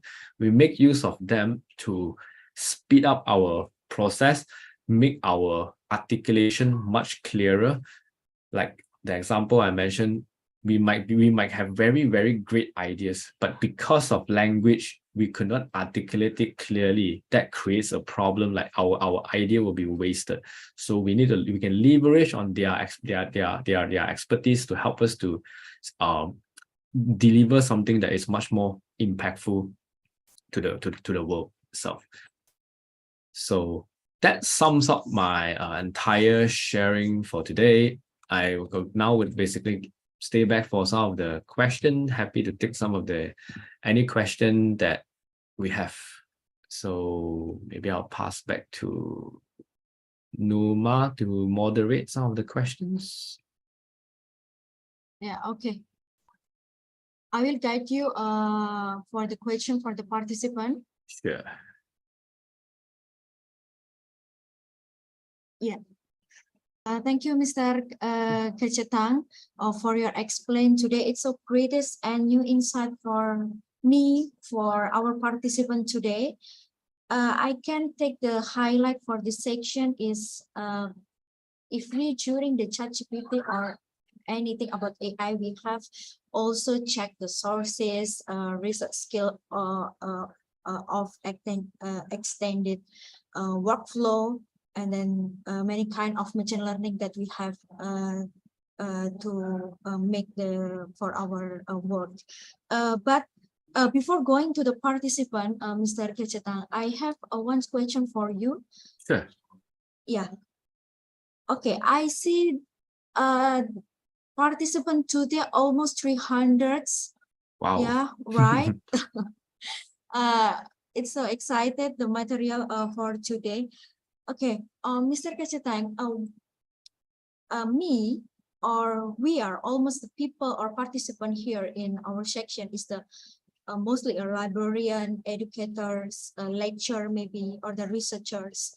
The question is how the educators handle the potential for ChatGPT or machine learning to reproduce maybe certain social bias or inequality when we during the get or looking the information, and what kind of the regulation for our for academic librarian or for university, it's what is the solution of this situation? Thank you. Great. That was it's a great question. Like I mentioned, policies, it's really not something that I could convince, because really many institutions, they have different policies. One thing, like I mentioned, there are some institutions, they really stand firmly in banning entire ChatGPT, the usage of ChatGPT. But what I could see, I mean, what I could suggest is just that I feel that, like I mentioned, we don't ban it because we know that it's inevitable. Even though you ban it from using it, you will never able ban the student from using it. Students will definitely still use it. Yeah. They will just like, maybe they will truly use it at the end of the day. Yeah, it's You know, something like churi. Yeah, so there's no point of banning is something that you know you can't ban. The more is like you need to educating them about how to really use it. Like I mentioned just now, you mentioned about concern related to like they might give you some biased answers or fairness, but at the end of the day, like I said, you are the boss, you are the one that is using it, so you need to know what is your stand. You are using it just to articulate and sharing some ideas, but you might not need to follow or agrees with whatever thing that ChatGPT gives you. So like I mentioned, you treat it as how you are doing brainstorming with your colleague or someone in a cross-department meeting. You're talking to a friend. Sometimes you and his idea might conflict, right? He might have his own thoughts that felt that, I felt that this is the way. Then you might disagree with it. So you have an option to choose to agree or disagree. If you disagree, then I mean, that's fine. I mean, you do need to argue with ChatGPT like, hey, I don't want you to mention about something like that. But you can give them the command because you are the boss, right? You are the one that using the AI. You can give the command that, hey, I prefer this kind of like, I want you to tone down. This is something that I always use as well. Like in email, sometimes I write emails like words, sounds might be too harsh. Sometimes I felt that because sometimes words got no emotion. So what I would do is that I will ask ChatGPT, can you help me tone down this whole message? I want it to sound a little bit more like kind, and sounds a little bit more like, like chill down a little bit. I don't want it to be people felt that, oh, I'm too arrogant, like this entire statement could sound too arrogant or like disrespectful to certain people. So I asked him to tone down for me. So that it basically follows my what I want. It's like I'm the boss. It will follow whatever things that I input to them instead of he telling me what to do. We can say ChatGPT or AI or machine learning, it's not primary data, right? We have to conduct again. We have to recheck, and we can get at some information to make it perfect. Right. And it can be we are a librarian or a lecturer or the academician can be collaborators with the AI. It's not denied, but we can be collaborators, right? It is right for you. Yep. In a way, like you're collaborating, like you are leveraging on their what are the things that they know, and like getting. People will always mention like focus on your strength. Sometimes like think people are my strength is just to have ideas, but I couldn't articulate. So I need to leverage on machine to do certain jobs for it. Yep. Yeah, because we are academic librarian. It's related with the question of our participant. It can be a threat. Sometimes AI, sometimes machine learning. It can be shifting the librarian roles. It is confirm, or we have to do what we have to do to face that. And it's not can be threat, but it can be a collaborators. How we can the solution of the situation, right? So this is where I mentioned you need to leverage on how to let's say you want to stay. I mean, I think this question is quite common with a lot of librarians. Like how do you want to stay relevant today? Like people talking about embedded librarianship. So remember one of the slides just now I showcased that today researcher workflow it's different. So as a information specialist like librarian itself, you guys could be the one to really could be the one to take up the leadership to go and filter out what are the latest kind of like tools, things that could blend into different research workflow. That's how you are leveraging. Like you become like someone like us, a consultant for researchers. Like you go around and understand, oh, this is the AI, this is the thing that can help in this aspect. These are the things that, okay, researcher, you use this, then you can solve this problem for you. People talking about graphical abstract, a lot of researchers don't know how to draw. They are like, I know how to write, but I can't draw. So now you can walk in and say that, there's this AI tool that can help you to churn out graphical abstract in just a couple of minutes. Or you could talk about like social or creating video content. There are even like some of the content I know some of the AI can help you create video. You just upload your script, they can churn out video for you. So these are the things that as an information specialist, a librarian, you could go around to look up to curate different type of new AI, then you can share it back to the researchers. So you're blending it together at their whole workflow. So it's something that like in the past, you guys seldom do it. So in the past, you guys are more like focusing on library subscription, but right now you know that there are something new going out there. So you guys can basically curate it, understand it, be the one that to share it back, and to blend into their entire workflow. Great. Even like I said, you are organizing a webinar like this. It's also basically part of your it's a changing thing. You are also trying to invite things like different opinions, knowledge on AI to also getting everyone together. It's also part of like embedding into the workflow. Yeah, sure. Okay, thank you, Mr. Kecitang. It's so clear. Ibu Delisa from Pustakawan Unri sudah clear ya Bu bahwa ternyata kita tidak bisa untuk meng-hide itu, kita tidak bisa untuk menyembunyikan itu, tapi nanti kita bisa berkolaborasi. We can make collaboration with AI, begitu ya. Jadi untuk librarian mungkin Bapak Ibu mungkin sometimes it can be threat gitu ya. Sometimes mungkin ini adalah sebuah ancaman. Nanti posisi kita bergeser sebagai pustakawan digantikan oleh mesin dan lain sebagainya. Tidak. Ternyata itu bisa sebagai nanti menjadi tools kita juga untuk mempermudah para sivitas akademika begitu ya, baik itu di perpustakaan tingkat perguruan tinggi maupun tingkat sekolah, tapi dengan rule-rule yang on the track tadi, harus cek lagi, it's not primary data begitu ya, jadi harus diolah kembali, bisa kita tambahi dengan add some information di situ begitu nggih. Jadi nanti kita bisa berkolaborasi dengan mesin. Oke, baik. Saya menuju ke pertanyaan selanjutnya ya. Ini dari SPSDM. There is the question for you, Mr. Kecha. Sure. You can see that the question in the chat box. Which one? SPSDM. How does EA, such as GPT-based chat box, address concern about the bias, language generation? What measures are in place to mitigate this issue? I think this one sort of like answered the similar to your one. Like basically, Okay, yeah, okay.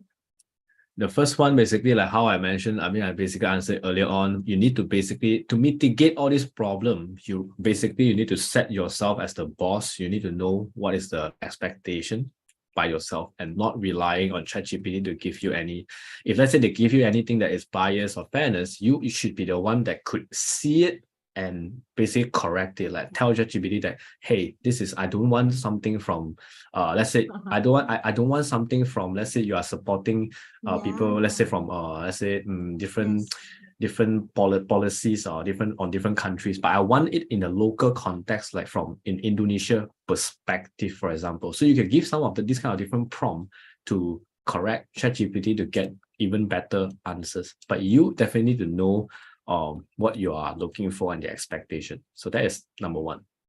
Okay.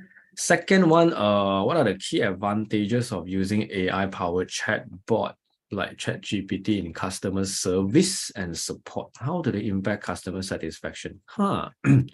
This is something I think I haven't really looked into, whether ChatGPT chatbots have people actually implemented it on the website or not. This one I haven't really looked into it, but what I can see is that it's basically there's no issues, because if let's say your customer service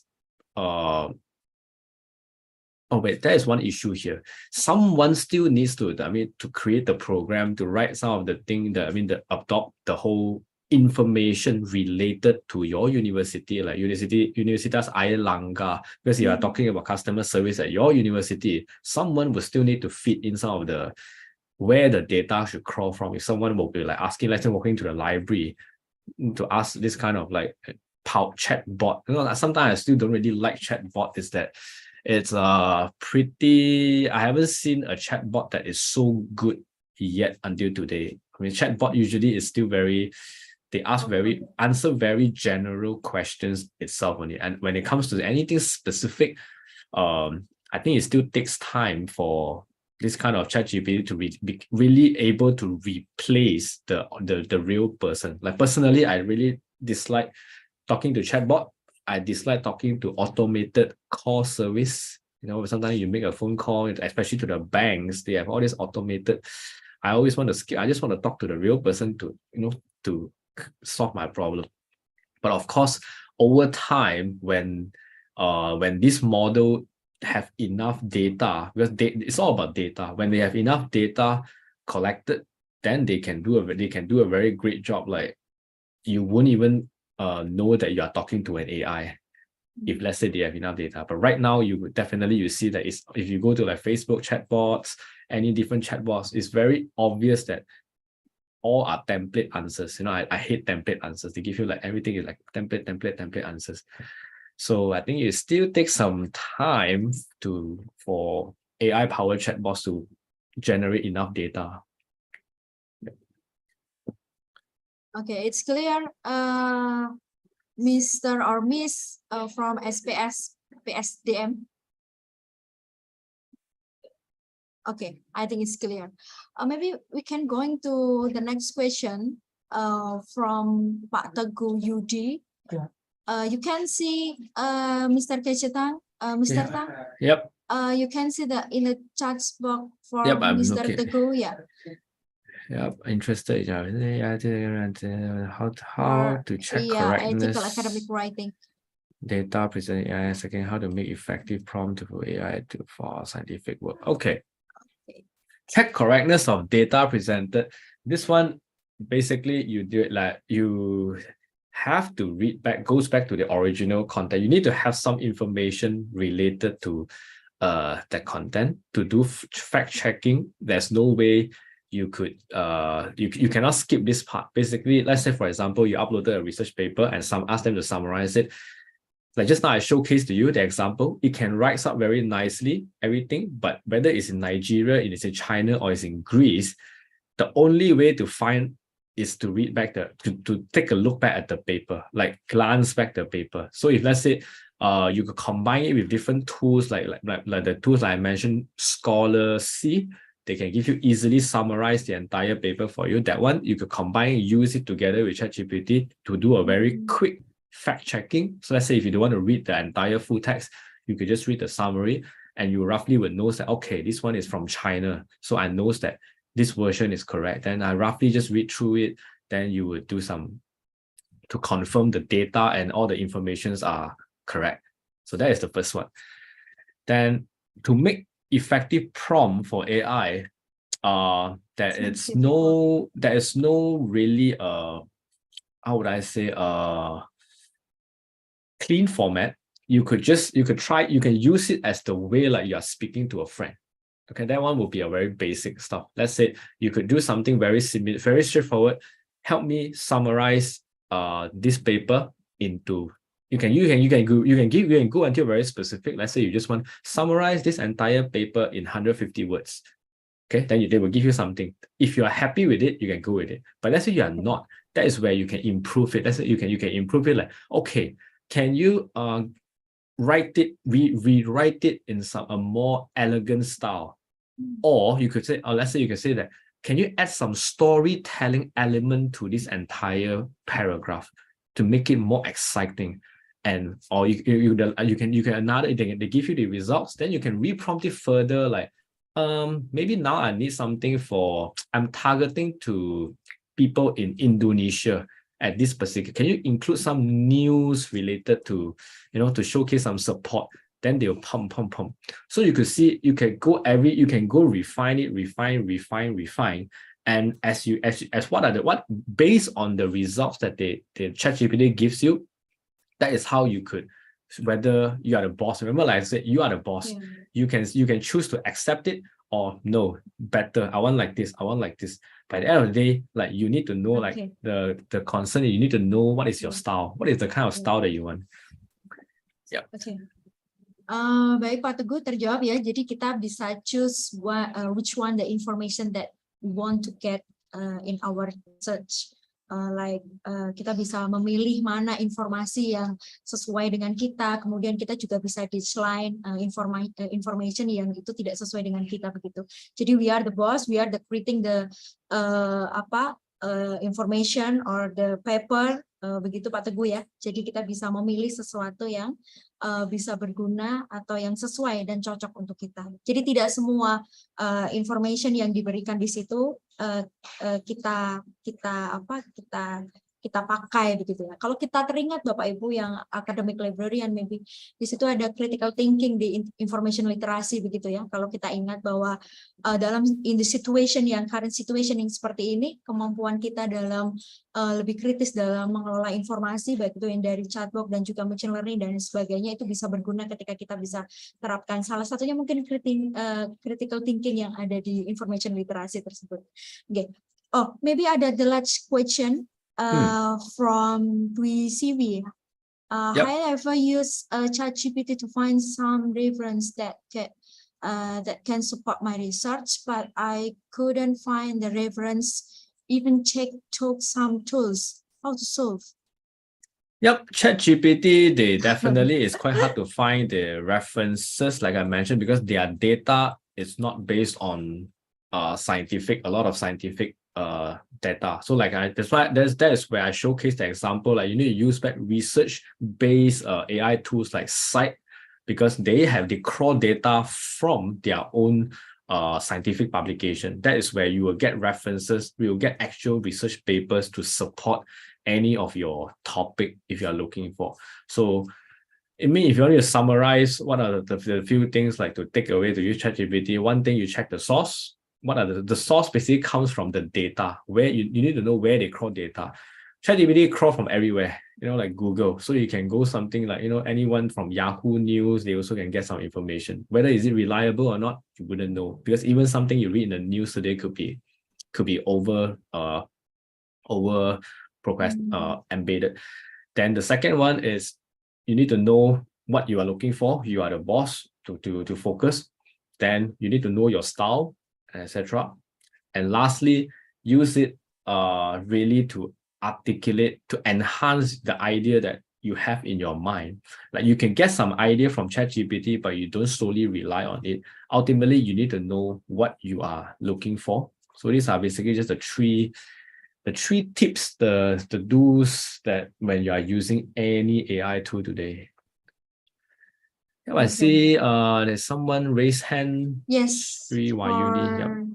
Sri Wayuni.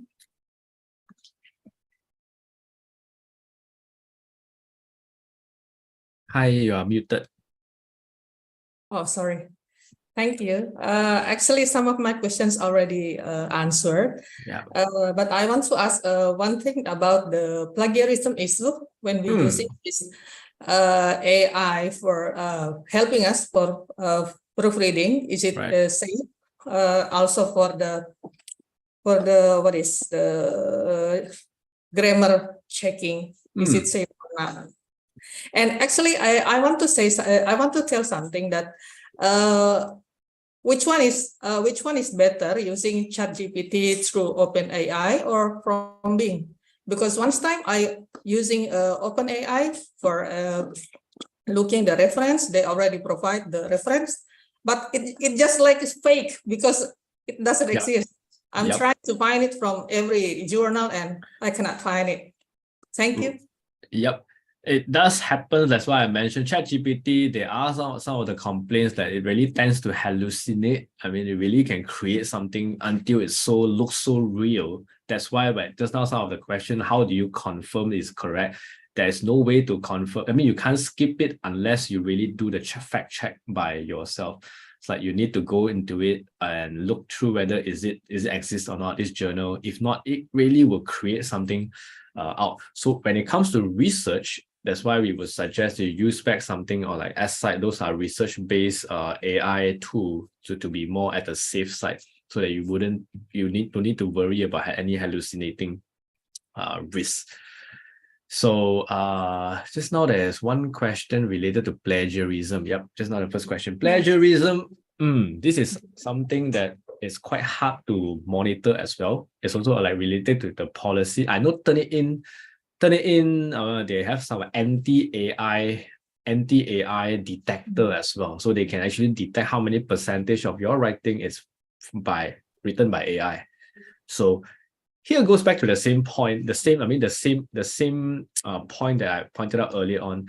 That's why you wouldn't copy and paste exactly what the AI written for you. You need to refine it further to make it sound like your style.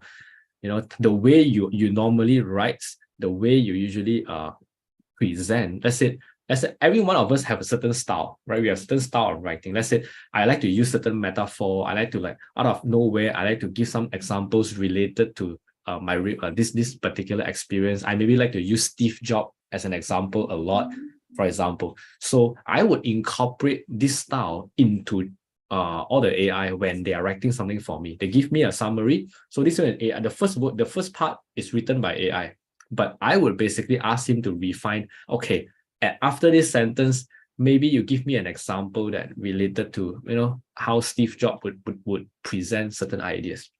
Then he'll give me a refine. Then probably I would just tweak some of the words which I felt that is too overly bombastic. Like I said, if I don't even understand that word, I wouldn't use it.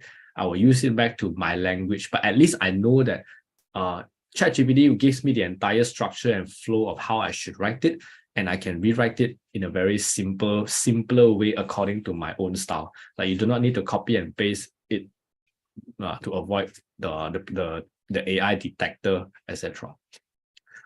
So yeah, you still sort of like, I mean, use it to give you the idea of the points of what to write, but you could easily like just replicate it, rewrite it in according to your own manner. Thank you. Sure, welcome.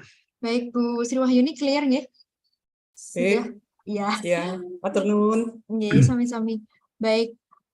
Thank you for the answer, Mr. Kecetang. I think today's interesting topic, interesting material. I'm so excited, and all of the participants also. But today, the time, actually it's over, right? Yep. Overshot by 10, Okay, maybe 12 minutes. we can one more thing actually. I actually have sure. if you look Sure. at the top right corner, there's this QR code. We actually have this Telegram group. It's sort of like a research community that usually we try to gather any researchers inside there. You can ask any question that you want related to your research work at any point of the time, and we will have consultants to like answer you. Let's say you have anything related to suddenly, oh, I have this thing about ChatGPT. I think you can just throw the question there and we will answer. We will take your answers anytime. Or if let's say you guys want to request any other trainings or workshop or webinars, usually we don't charge our customer for doing this kind of like 1.5 hour webinar. Usually it's just for awareness purposes. So it's we don't charge. So you could just, oops, did I the screen loss? So you could easily just post a question there, like, oh, I want to request for a webinar on, let's say, video abstract or graphical abstract, how to write my manuscript. So you can just throw the topic there, then we will contact you to organize the time. Then we could just do it. Yeah. It's so useful. Thank you very much. Okay, Mr. Kecetang, thank you very much for this material today. We get new insight for our participant, for our lecture, for our academic librarian, for our participant here, from of the level of the librarian, like from school and higher education also. Okay. kita memiliki 4 penanya terbaik begitu ya Bapak Ibu, dari Bu Sri Wahyuni, kemudian Bapak Teguh, kemudian Bu Dwi Siwi begitu ya. Nanti bisa menghubungi Ibu Nurma Harumiati di nomor yang tertera di dalam kolom chat untuk bisa mengambil hadiah apabila lokasi berada di Surabaya dan di Universitas Airlangga. Bisa langsung mengambil di perpustakaan kampus B lantai 1. Apabila berada di luar itu, Bapak Ibu bisa menghubungi kami dulu melalui Ibu Nurma atau divisi pelatihan dan pengembangan. Baik, thank you so much. Maybe next we can create the next section for the deep learning for our participant, for our librarian also, Mr. Keceta. Sure. Right, sure. Sure, no problem. Okay, thank you very much. You can contact our local rep, Mr. Wandi or VB, right? I think they are the... Yeah, sure. Okay. Sure. Thank you very much. Thank you. Take care. Have a nice day. Have a nice Bye-bye. day. Bye-bye. Terima kasih Bapak Ibu atas partisipasinya. Saya kembalikan lagi kepada pembawa acara untuk closing. Saya Indah Rama Cahyani, undur diri nggih. Selamat siang. Saya kembalikan ke Ibu Fatma.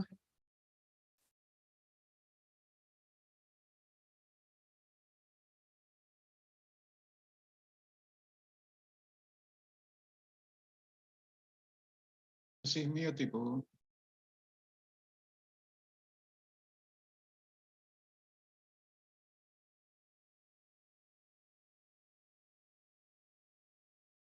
Suaranya belum masuk ya, Mbak? Iya, suaranya belum masuk, Mbak. Baik, saya close. Ya. Suaranya tidak masuk ya. Baik, saya take over ya, Bu Fatma. Baik. Oke. Baik, terima kasih Bapak Ibu atas perhatiannya hari ini bahwa the conclusion is AI, chatbox, machine learning, ChatGPT bukan satu ancaman begitu ya. Tapi di saat yang sama kita bisa berkolaborasi, kita bisa membuat inovasi yang baik juga, tapi dalam batas-batas yang kita bisa menjadikan itu sebagai salah satu sumber informasi kita yang masih tetap harus kita olah.